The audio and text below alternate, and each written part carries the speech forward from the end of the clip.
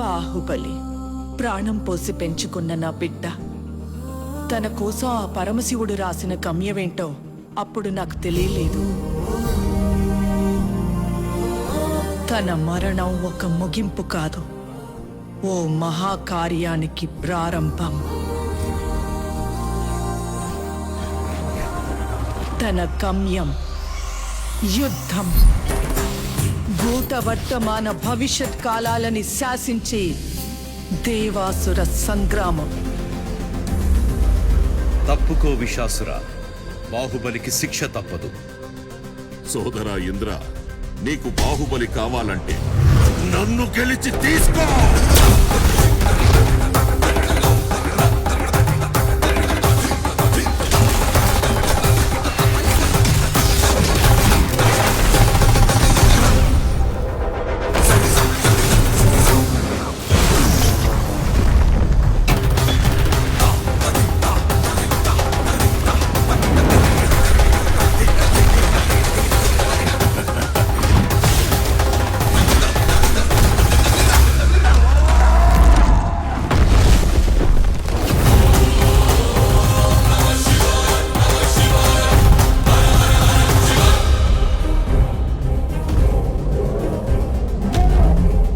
బాహుబలిని ఎవరు కాపాడతారు ఇప్పుడు?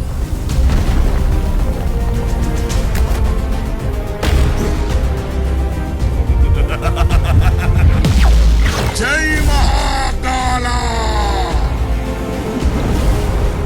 అది అదే ప్రశ్న ఇంద్ర, ఇప్పుడు నిన్నెవరు కాపాడతారా అని. ఈ 14 లోకాల మనుగడ ఒకే ఒక మానవుడి చేతిలో. ఆ శక్తి పేరి